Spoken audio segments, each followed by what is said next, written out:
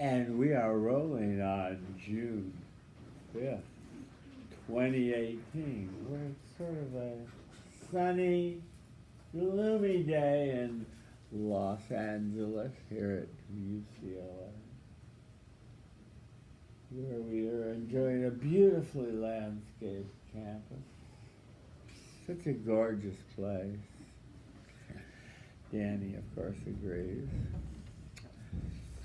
And Danny is going to persuade us today as he stands in the power stance, managing attention, making sure all phones and computers are closed, all eyeballs are upon him, communicating respect non-verbally, finding friendly eyes near the front and the center.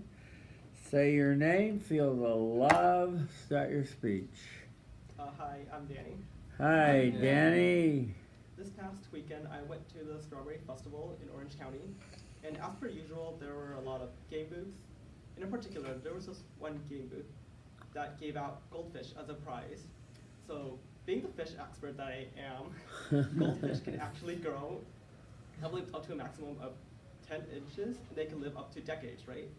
So, they can grow really huge. But the ones that they were giving out were babies. And like all around me, and the people that were winning those prizes were middle schoolers. Yeah, so, and goldfish, they require really big aquariums. I believe the minimum is 30 gallons per fish, and an extra 12 gallons per additional fish. And I knew that many of these people were uninformed. So. And the fish that they were giving out were babies. So in my head, I was thinking, wow, they're gonna kill these babies. Today I want to talk to you about doing your research before purchasing a pet.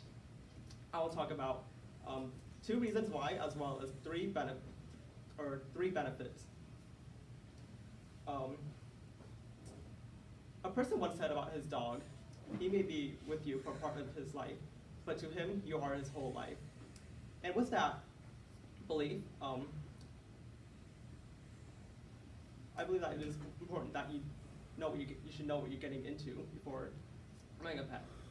So the first reason why you should do your research before purchasing a pet is for the pet's sake. So obviously when you want to buy a pet, you want to know like everything about its pet, its diet, its like living behaviors as well, because you want to know what you're getting into, not just for your sake, but for the sake of the pet as well. So for instance, we'll talk about, I believe, pot-bellied pigs. So usually they can be advertised as teacup pigs. Falsely advertised, oh, they're tiny, they're cute, literally you can fit into the teacup, they can grow up to just 10 to 12 pounds. However, many uninformed buyers are misled because those types of pigs can actually go 100, 200, or even 500 pounds.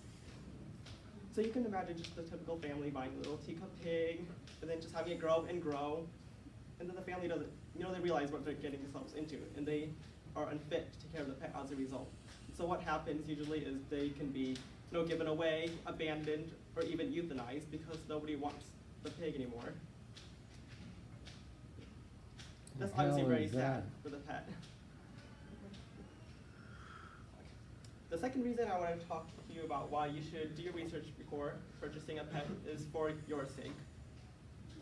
So as I have mentioned, there are a lot of pets out there. They all have their different needs and requirements, and some of them are all very costly as well, so it can be a heavy financial burden on you if you do not know what you're getting yourself into.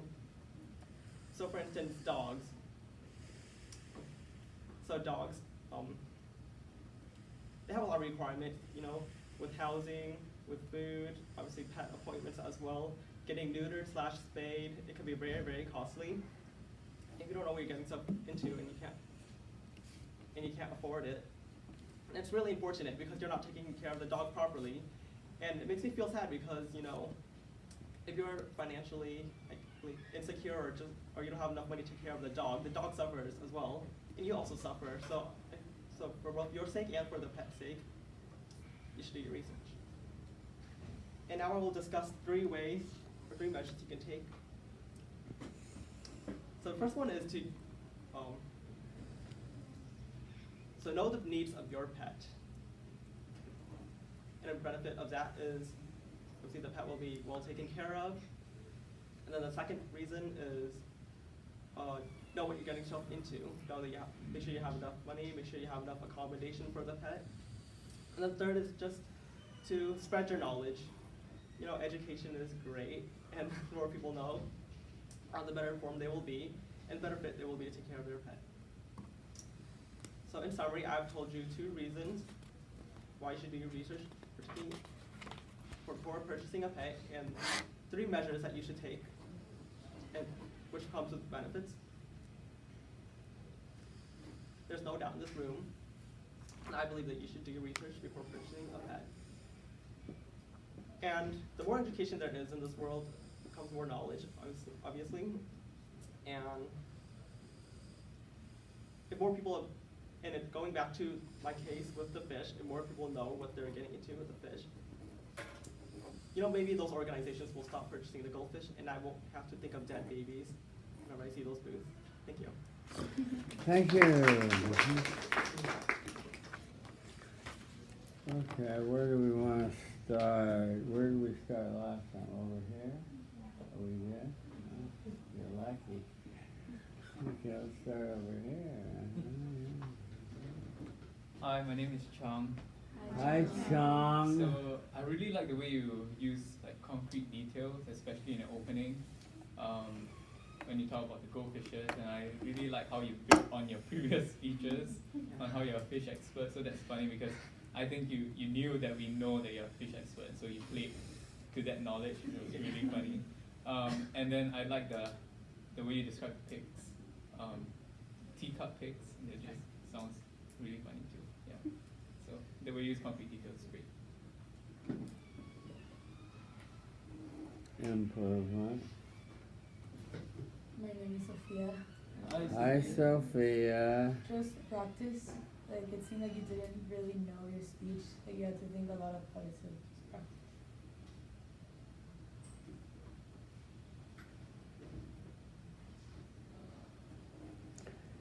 Danny, I liked your speech. You chose something that you knew about and was near and dear to your heart.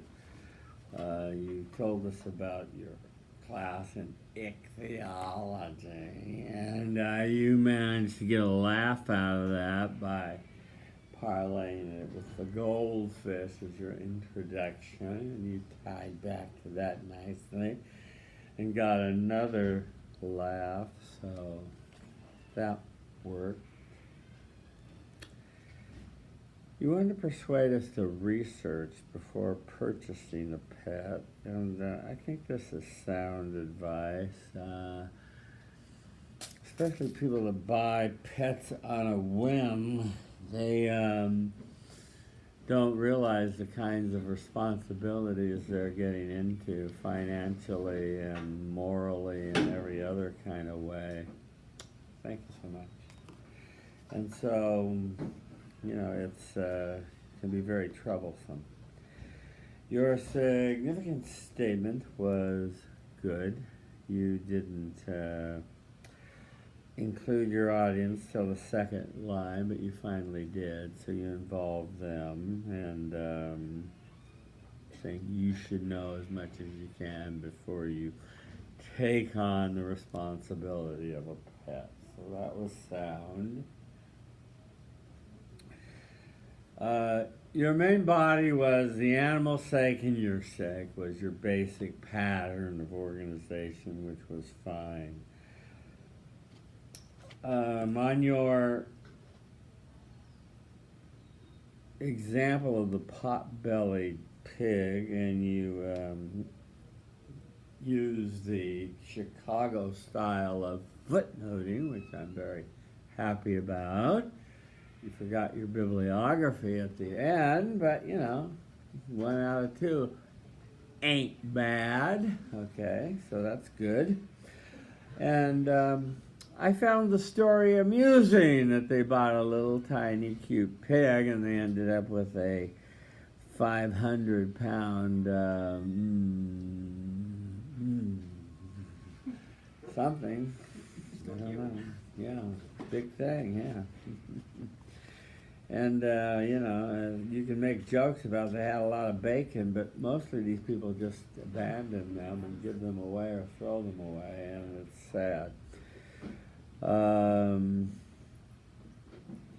You need to expand more on how you felt sad about this situation so that we have more of an emotional connection from your speech, which is supposed to come in your second point there. Unlock your hands, be open, just be easy. I'm not attacking you, I'm helping you, right? Yeah. Okay, then your second reason was for your sake, meaning the audience. And you warn people that dogs can cost thousands of dollars when you add up vet bills and operations and spraying and neutering, etc. So you warn people to know what they're getting into. So I thought that was similar to your other point, but nonetheless, it was with a different animal, so that was fine. On your concrete action, you said know the basic needs of your animals, make sure you're financially ready, and spread the knowledge, educate others that it's a big undertaking. Okay, that was okay. And what was supposed to come after concrete actions was benefits. See? And you could say, well, there'll be great benefits to all of you if you follow my advice and concrete action. So remember to follow the prompt a little bit more precisely. Your summary was fine. Your conclusion was fine. And your tie back to the goldfish was fine. Your canais, you said, be better prepared. Move my hands less and play less with my fingers, I would add. Be less nervous. How did your canais go, Danny?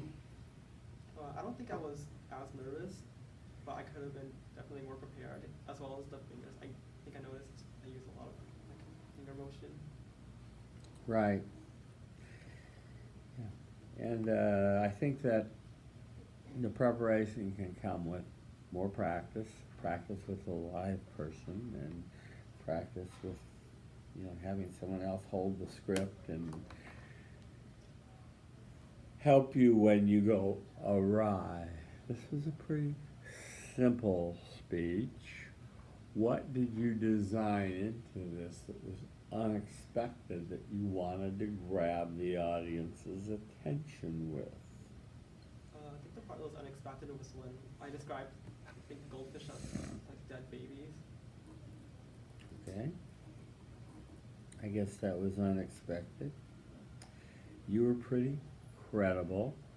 The evidence you cited about the pigs, although you did not cite the source that it came from, which would have given you more credibility because it did come from National Geographic, from a science writer, and that would have enhanced the credibility of your assertion, see, and not just you saying it, nothing personal against you, but we call that argument from authority, see?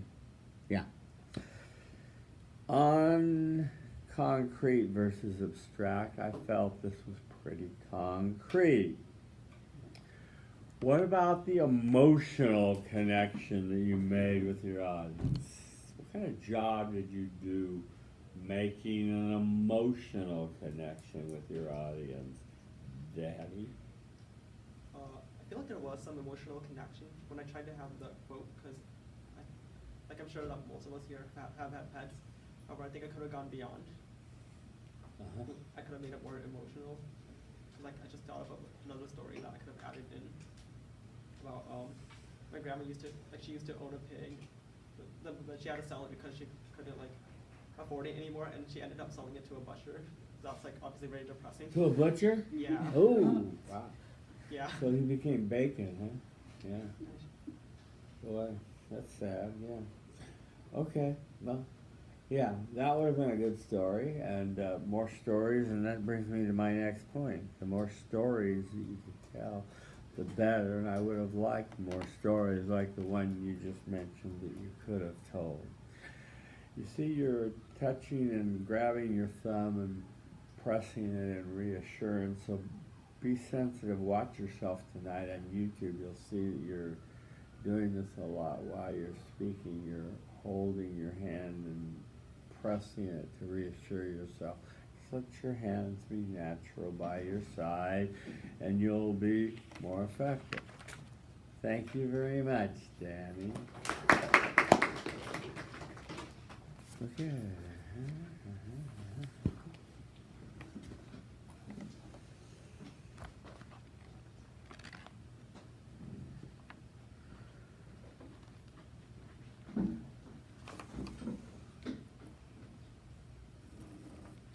Okay, are there any other makeups to be made up?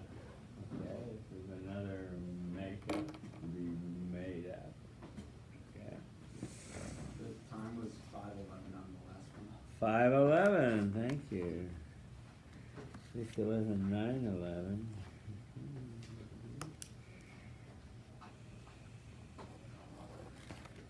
All right.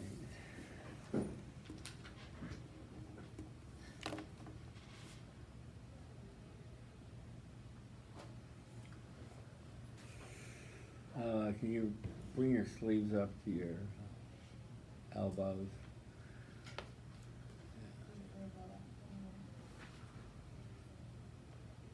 Hope they stay up. Okay. Nicole stands before you, managing attention, communicating respect, nonverbal. Finding friendly eyes near the front and center. Say your name, feel the love, start your speech. Hi, I'm Nicole. Hi, Nicole. It is easy to make promises. It is hard work to keep them. Boris Johnson said this, and he's a UK politician. And I know that a lot of us don't really agree with what politicians say, but I think what he had to say had some grain of truth in it. So today I wanted to persuade you to keep your promises. I will give you 2 reasons why you should keep your promises and offer some benefits and actions that will follow if you adopt my proposal. So I'm sure that everybody in this room have had people who said they'll do something for you and then they don't really follow through with it. For example, you might have had a friend who said they'll hang out with you and then they'll flake on the last minute. And I know that can be very irritating. So I think this topic deals with a lot of significant themes that I know you all will be interested in and can relate to. So the first reason why I want you to keep your promises is because from an evolutionary standpoint, keeping your promises would greatly benefit you. So Christoph Vanberg's article in 2008 titled "Why Do People Keep Their Promises?" explains that numerous experiments have shown that the exchange of promises enhances cooperative behavior. I'm a human bio and society major, and I have a concentration in evolutionary biology. So I think when I looked this up online, I was very fascinated to find this out. And I think it's interesting because many of the characteristics from millions of years ago have traveled on and have come to help us become who we are today. So scientists today don't really know why cooperative behavior is such a big thing in evolution, but they believe that it establishes trust between people. So I think that when you keep your promises, this can establish trust between people and keep your integrity in check, and this then reinforces cooperative behavior. So the second reason why I want to persuade you to keep your promises is because I think it will make you a lot happier.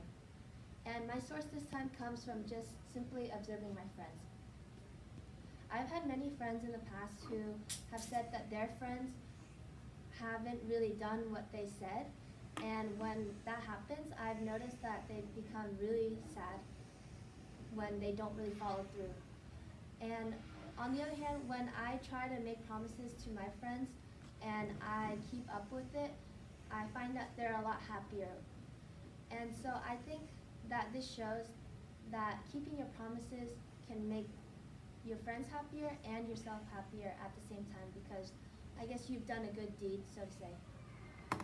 So third, I'm going to show you some actions that you can take in order to keep your promises. First, you can set your expectations reasonably.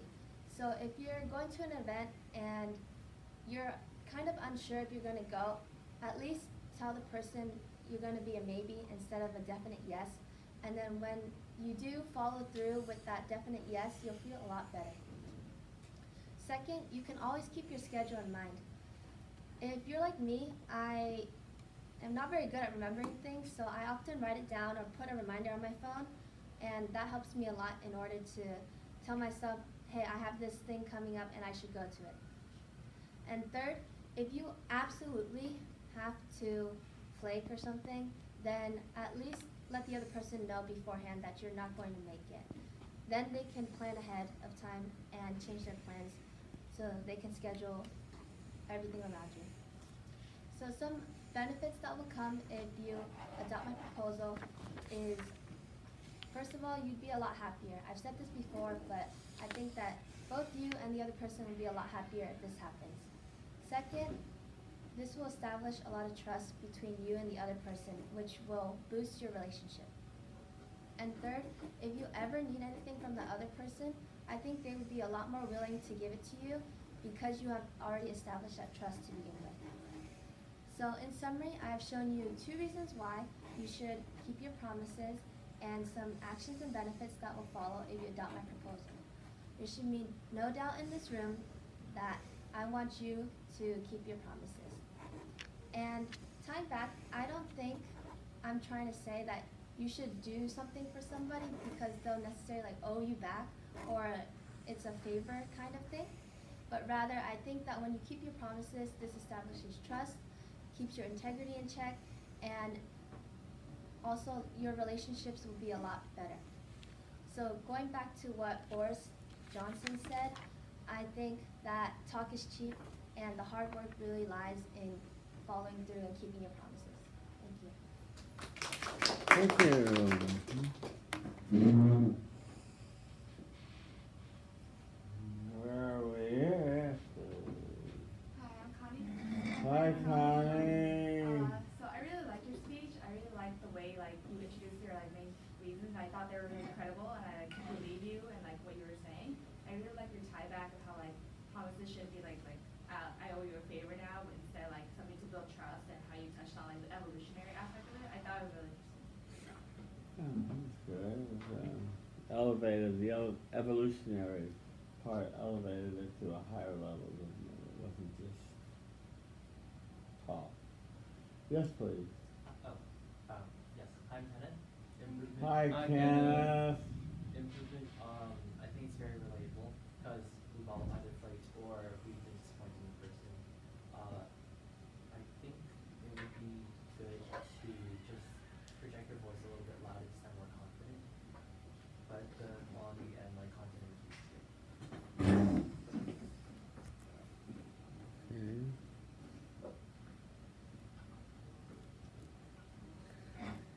Because this was a unique topic, an important one, and one I felt that you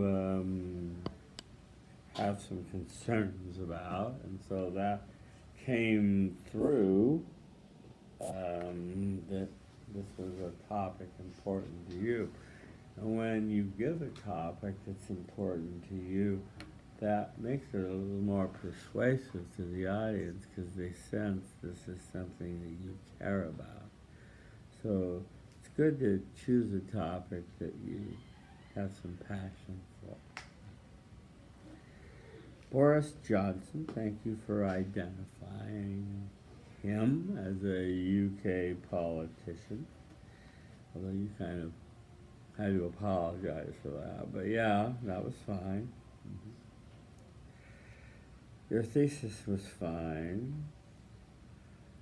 Your sixth statement, which you elaborated on, was a sad note that every one of us has experienced, where someone has said they would do something and they did not. And it's just very sad. It happens a lot between parents and children, for example, and between friends as well, as you point out. And it's disappointing. Well, the first reason you want people to keep their promises is because from an evolutionary point of view, and you had a quote from Christoph Vanderberg in a 2008 article on why, intriguingly so, why do people keep their promises, which you nicely cited Chicago style at the bottom. Very nice. And you conclude and tell us that it enhances cooperative behavior. And you go on to elaborate, this is perhaps, the key to, many things. But, in a group setting in particular, this can really lead to, group cohesion. On your second reason, you tell us that we should keep our promises because it will make you, the individual, happier in the long term. And you said that this comes from observing friends who feel sad when they don't keep their promises. They feel rotten. And I suppose that's true, although I wasn't as impressed with your second reason as your first. On your concrete actions, I thought your first one was excellent because I think that part of this is learning to say no to some people and learning to adjust your expectations appropriately. And you can't do everything that everybody asks you to do, especially if you're a student and you want to study, or if you're a pianist and you have to set aside time for practice or whatever. You have to learn to say no. So the expectations, and learning to have realistic expectations and appropriate ones, I thought was a real good point. Keeping your schedule in mind and not over-scheduling yourself, I think, was really a good point. People tend to, sadly, schedule themselves to the minute and make for a really anxious sort of day. On your third point, you said sort of keep yourself, now in case they change their mind. On your benefits, you said you'd be happy, you build trust, and people be more willing to help you, which is all fine. Your summary was good, your conclusion was good, and your tie back to the politician's quote was good. I think that there's something more to this, too, which is along the lines of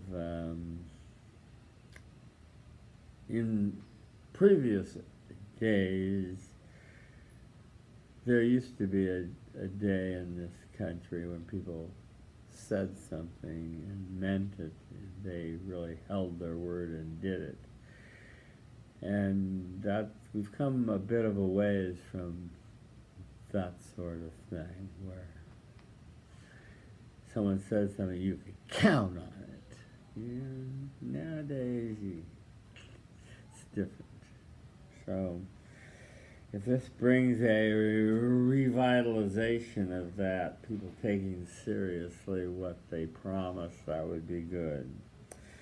On your canais, you advocated and said you needed more vocal variety. You wanted wider hand gestures. You wanted to make sure you included all the main points in your speech. How did it go? I think the third one, I definitely hit all the main points. Mm-hmm. The vocal variety, I tried doing that a little more this time, and for the hand gestures, I definitely was thinking about it while I was doing it. My feedback is the vocal variety, as gently as possible as I can say it, still needs work. It still needs more projection out there. Your colleague also suggested you need to project more. You're a little soft-spoken, and you'll want to have a range when you speak, so that if you need to have a little more intensity and to fill the room a little bit better with your energy, you can. Okay. As far as the stickiness of your speech, I thought it was a fairly simple speech. What was unexpected? I think the evolutionary citation was unexpected. I don't think a lot of people knew Yeah, about people. that was good. I think you were credible, and you cited credible evidence with the dates. And you also cited the article, although you didn't have a bibliography. So what people have against bibliography. You were credible, and the evidence you cited was credible. I didn't think you got too abstract. You kept it pretty concrete. What about your emotional connection with your audience? Judge that. I think in the significance statement and in the tie back, a lot of people could relate to it. So I think that I could connect with them emotionally through that. But I could have used vocal variety in order to portray it better, I think. Okay. I think some other natural places, Nicole, would be for you to felt sense and remember when you were disappointed when people stood you up. And remember how rotten and abandoned and awful you felt at being, hung out to dry. And if you felt sense that and remember that, and we could feel it too, then we would make that emotional connection with you, see? Other than that, good job. Thank you.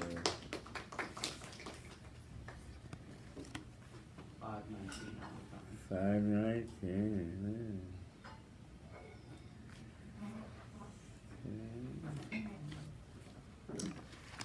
Okay, let us continue with the A's now.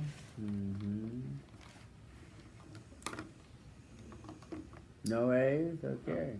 I guess our work is done for the day. Time to go.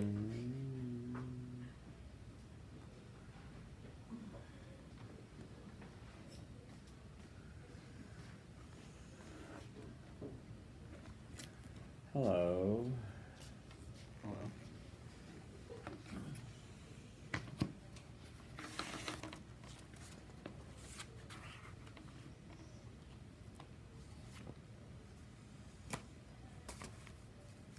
We have a substitute timer. Yeah, he's got it. Okay, Spencer, step that way, please. Very good. Okay, let me move this back a bit. Yeah, you're a little taller than that. Cool.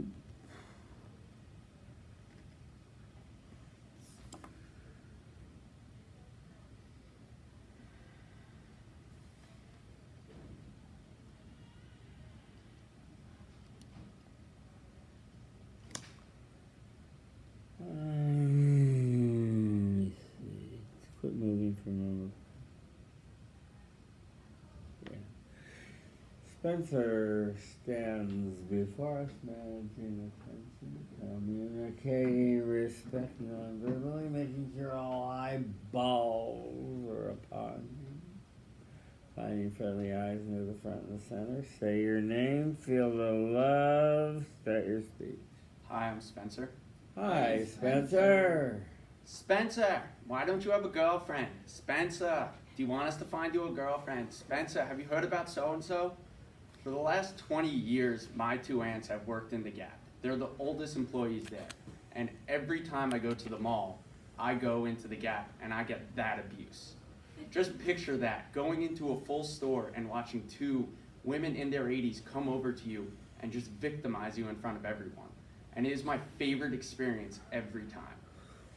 Today, I want to persuade you to stop shopping online and go back to the mall and go into retailers. I'm going to present you 2 reasons why I'm passionate about this and actions you can take with the benefits that come along with it. Everyone in this room is wearing clothes. Every one of us have backpacks and different computers and all sorts of items that we purchase. So why do you want to purchase it online when you can go into stores and make relationships with people you would never come across if it wasn't for that department store or retailer? So the first reason why I'm so passionate about you stopping your shopping online and shopping in the mall is because according to the New York Times article written by Rachel Abrams and Robert Glebnall, tens of thousands of people are facing unemployment nationwide as stores struggle to deal with the new industry that is online shopping. This sucks for those people who have dedicated their lives like my aunts, and all they have is that they're these retail workers. If we don't give these people jobs, what about us? We're the next age of the workforce. I'm terrified thinking about if these people can't find work, how am I going to find work in 2 years when I'm out of here? That's not a sight that any of us should be thinking about right now. But if we go to the malls, these people won't have that issue. And that's why I'm so passionate about that. The second reason why I'm passionate about everyone in here continuing to shop at malls and not online is because my aunts.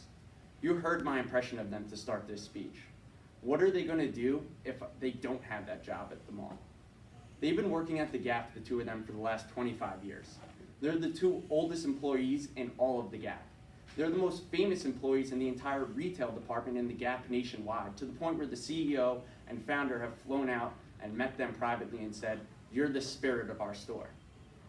And it's crazy to think that if the Gaps continue to close throughout the world as Banana Republic, Sears, and all these stores, according to Abrams and Glebnall, struggle, they're not going to be able to work there anymore. And that's what they love.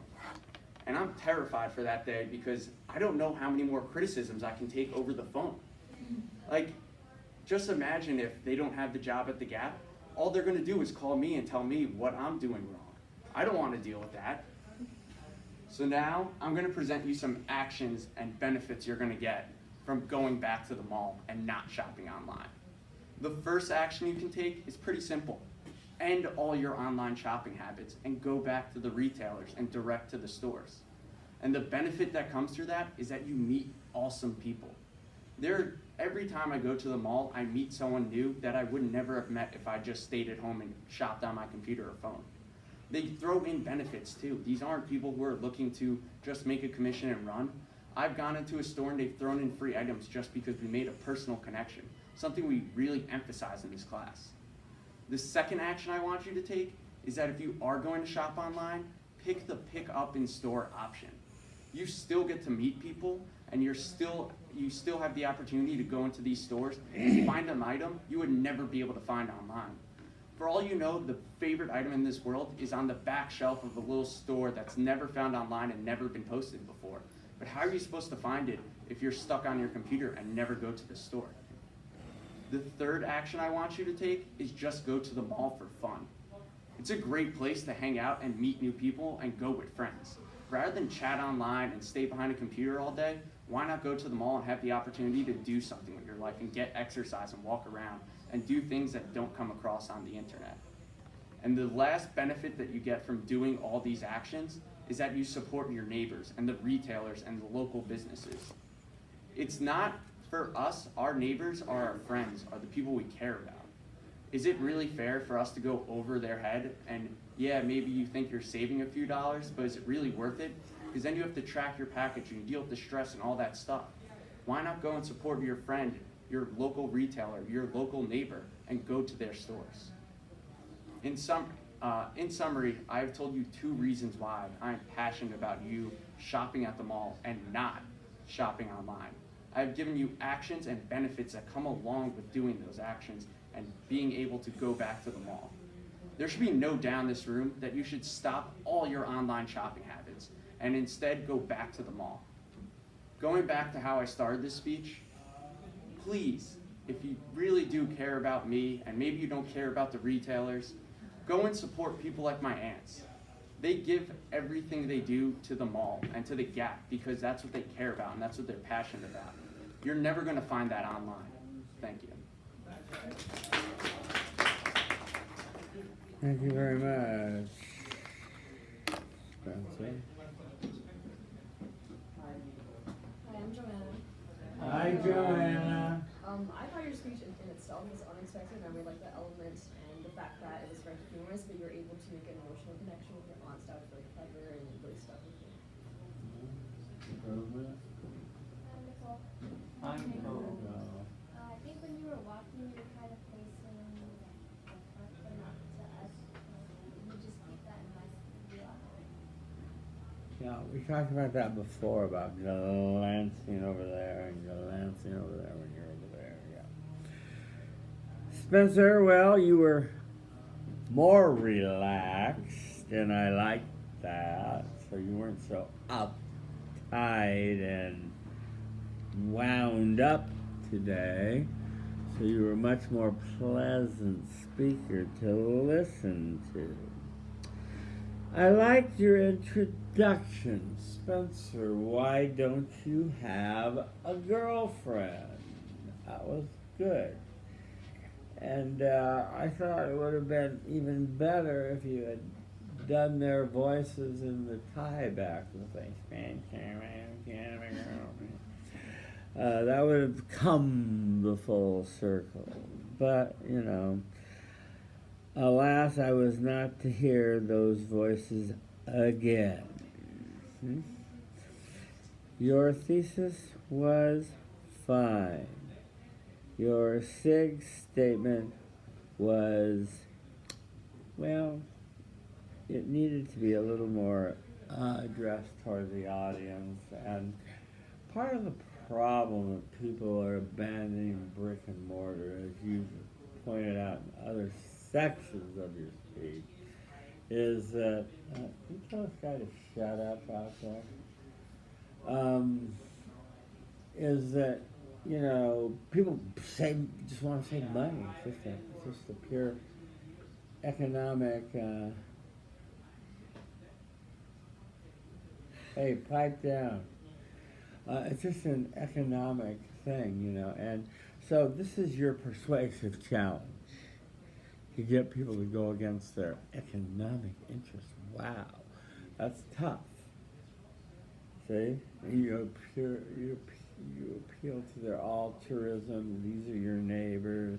This is my Aunt Betsy and all this stuff. But economic interest, pretty powerful drive there. Yeah. Okay. On your first reason, you quoted the New York Times, Abrams and Geveloff, not the date, but it was down here at the bottom. It was 2017, so put the date in so we know it's real recent evidence. You had the Chicago style of footnoting, very nice. And you talked about, you gave the significance of the problem a little more with your voice. Tens of thousands of workers are losing their jobs in brick and mortar stores nationwide. You know, it's a big problem. Your second reason, you went to the personal and you said you didn't want your aunts to be jobless and so on and so forth, and that was sort of cute, and you talked about the owners viewing them as the face of the Gap and so forth, so that was fine. on your concrete actions, and you sort of melded them with back and forth your benefits. I thought that worked well.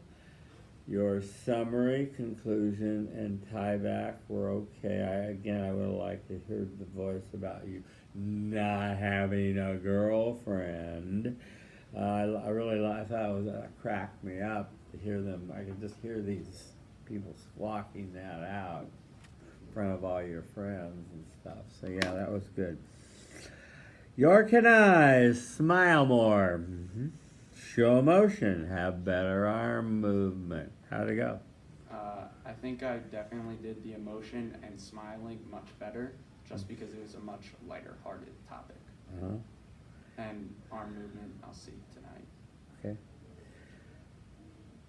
I think so too. As I said, you were much less wound up, and I think you need to be that way more. It was a simple speech for the most part. What did you design in that was unexpected?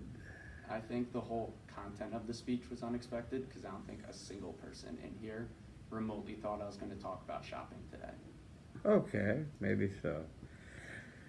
Your credibility was good, and you cited credible sources from the New York Times, although it could have been better with the date. Still, it was credible, and you were credible. It was fairly concrete for the most part and not too abstract. So that was fine. What about your emotional connection? I think like everyone laughing throughout the speech and like giggling, and the audience's reaction showed like there was definitely an emotional connection between me and everyone who was listening. I think that's right. And stories and more stories. Feel you had enough stories in this speech. Okay, good. Okay, nice job. I'm not sure, as I said before, I'm not sure that you overcame, and you had a nice bibliography, thank you for that.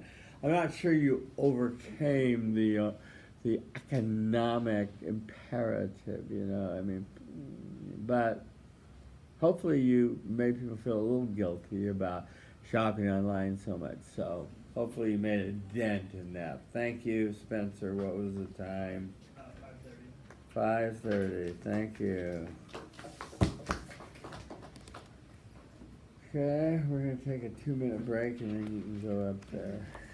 Okay, thank you, Spencer.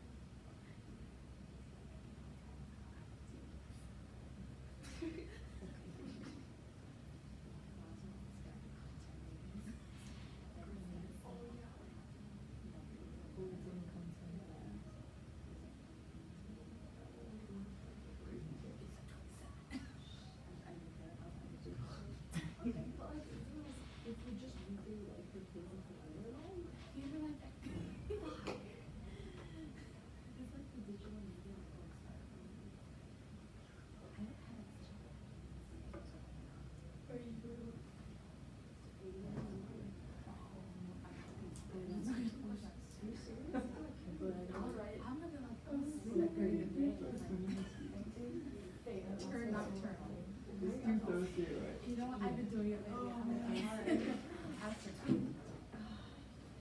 I'm just gonna knock it out there and like completely screw it. I'm gonna do like transition real quick and then I'm not worried about it all. When I'm like Now you're just gonna like sit down. I've dealt with like many people doing it. Yeah, I can have finals.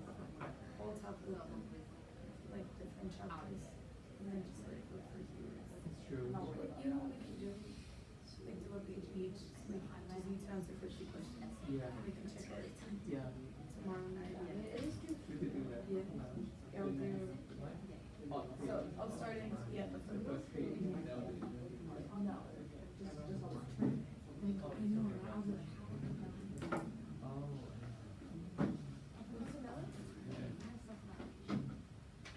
Hey.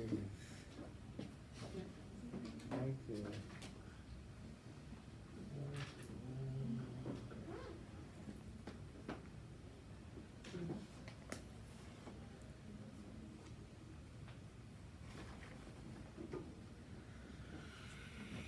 All right, another A, please.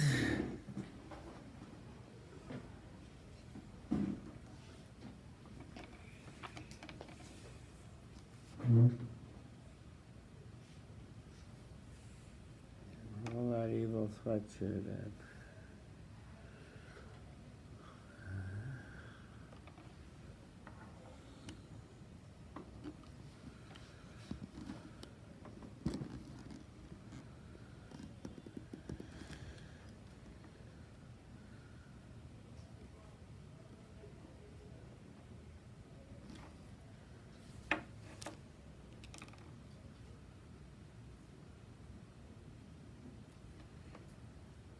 Okay, Brenda stands before you in the power stance, nicely put. In the center of the room, making sure all eyeballs are upon her. You reading? No. Good. Communicating respect non-verbally, finding friendly eyes near the front and the center. Say your name, feel the love, start your speech. Hi, I'm Brenda. Hi, Brenda. Every time I go home, I hear the bark of my dog as I arrive. As soon as I'm out of the car, he is already sniffing me, eager to play around. However, it is a sad truth that millions of dogs do not experience the same joy as my dog when their owners arrive home. Instead, they hide, run, to protect themselves from the abuse they receive from their owners. According to the Humane Society, an organization dedicated to the care and protection of animals, animal cruelty is defined as anything that involves the beating, shooting, or stabbing of animals, or setting them on fire.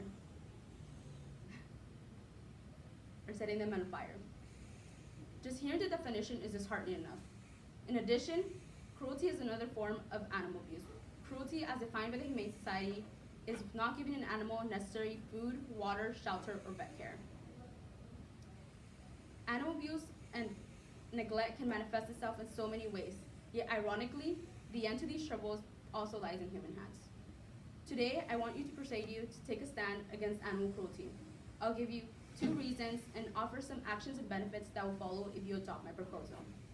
Although I am aware that all of you may not share my passion for animals or even have a pet of your own, this topic is relevant to all of us because we all take part of it whether we see it or not.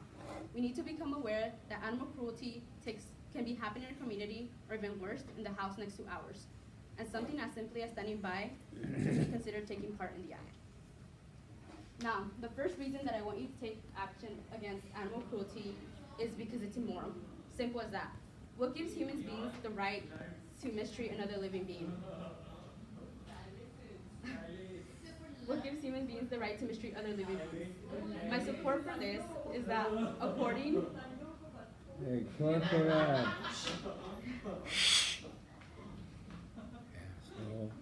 My support for this is that according to the American Society for the Prevention of Cruelty to Animals, or ASPCA, 250,000 animals fall victims of animal hoarding annually.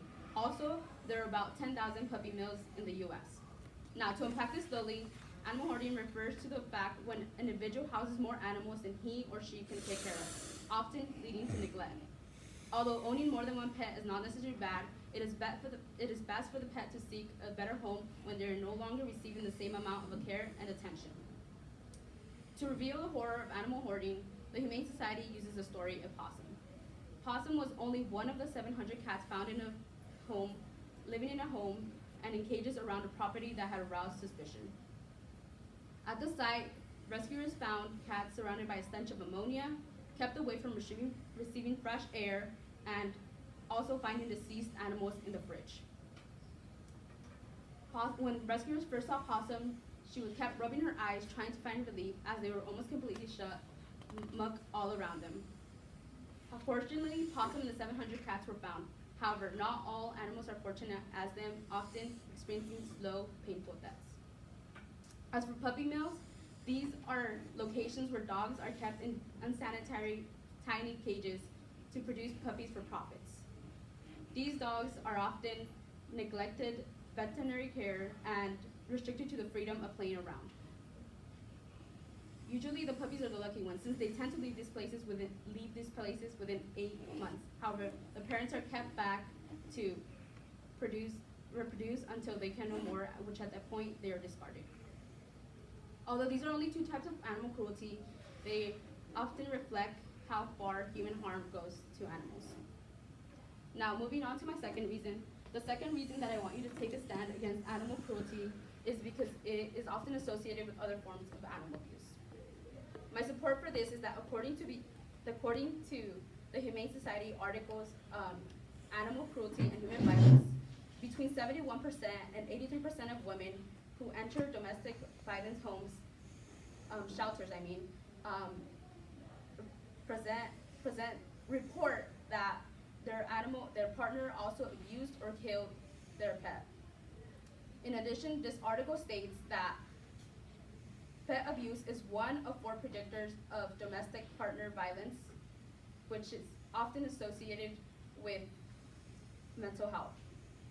Abusers often use pets to intimidate their victim or to use it as a way of revenge, as taking away their source of comfort.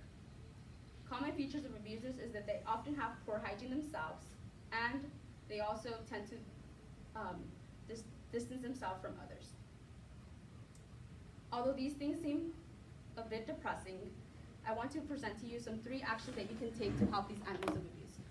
An easy step you can take is to volunteer for organizations or shelters that help animals abuse, such as the ASPCA. If you're interested in helping the ASPCA, you can find more information or sign up at www.aspca.org/takeaction/volunteer. Second, if you see cruelty, report it. It's simple as that. You can bring so many relief to so many animals. Third, if you own a pet of your own, or if you're trying to get a new pet, make sure to do some research and find out what's the proper way to take care of it. Usually, don't give it time, attention, and the proper love it needs to do the task it needs that is necessary for them, such as taking your dog on a walk. Do not neglect them. And when you have taken these actions, you'll feel great joy knowing that you've helped a lot of animals who are in deep need. And also, your community might experience a greater sense of unity because you were able to bring a problem to light and be able to solve it together, as well as increasing the safety for the neighborhood for those to come. In summary, I have given you 2 reasons of why you should take a stand against animal cruelty, and 3 actions and benefits you will receive once you take these actions. There should be no doubt in this room that you should take a stand against animal cruelty. And going back to the fact that there may be thousands of pets out there who still hide when their owners arrive home, I believe by standing against this cause, we can slowly end the cruelty of many animals. And although animals cannot speak for themselves, I'm sure they'll be very thankful that you have been a voice for them and for giving them the ability to be heard. Thank you. Thank you. What was the time? 6:44. 6:44. Oh boy.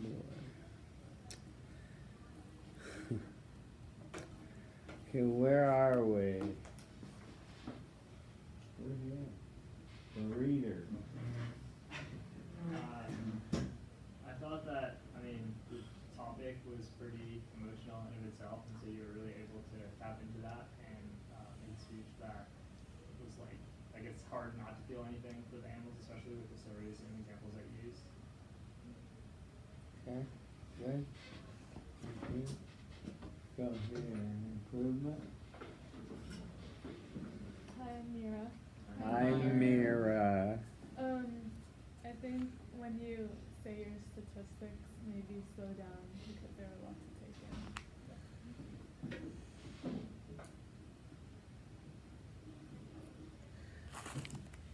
Yeah, well, yeah. Did you time this ahead of time? And yeah, and it was 5 minutes, or how'd it go? Or well, you thought it was. We said we were going to give you 7, so you Yeah. took the 7, right? Yes. Yeah. Okay. You were rushing to get within the 7. Is that why you zipped through the statistics so quickly? Is that what was happening, or you just were Just not aware. you were just Yeah. doing it? Okay. All right. Well, let's leave that alone. Brenda, this was a very difficult speech, in my opinion, to give. Here's why. I think that that you start off with, unless you're just a crazy deadbeat, everyone's against animal cruelty, right? And so you have to take people out of that, everyone's against it already, and take them into a new further step, right? To get them to actually do and move something, because, you know, we've heard this stuff, and, you know, it's sad, but we've heard about the puppy mills and how many animals are euthanized, and I think the new piece of evidence you had that was very interesting was the second reason you had about women being abused by their mates, and also having their animals abused along with themselves, and that was an interesting connection, and that was, you know, an interesting element of the story. Yeah, you know, all this stuff was standard. Volunteer for shelters. If you see cruelty, report it. Take care of your own pet. And you had good benefits, and your summary, conclusion, and tieback were all fine. I just wonder if you rose the bar enough to get people to go beyond what they already feel a horror for animal abuse. That's my problem. But, you know. So, you're connived. You wanted to pause to signify the transitions. You wanted to emphasize phrases for emotion.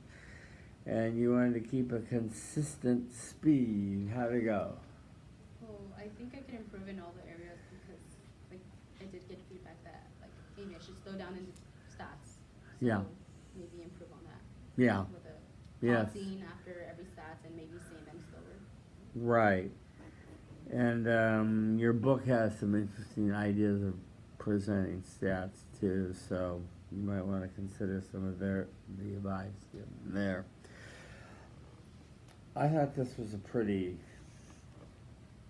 simple message, you know, to give the people. What was unexpected? I hope that, like, with the how it's related to the animal, to the human abuse. Human abuse, yeah, I agree with you on that. On the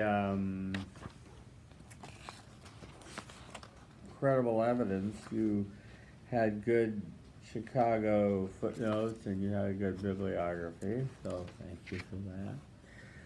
And you were very credible in your presentation, I thought. This was not too abstract, it was very concrete, and the horrors that you presented, although I must say, I think that, you know, people are a little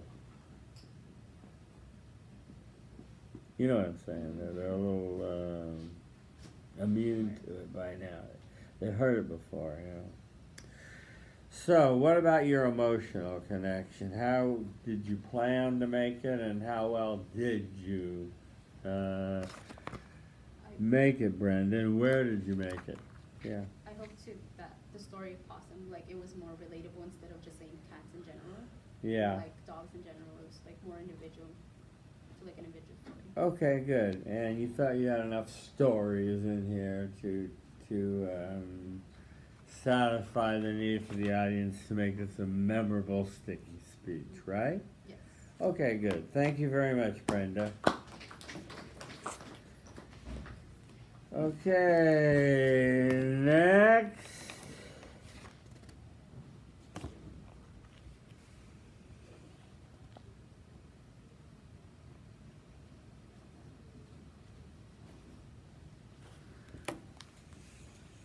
Is that it on the A's?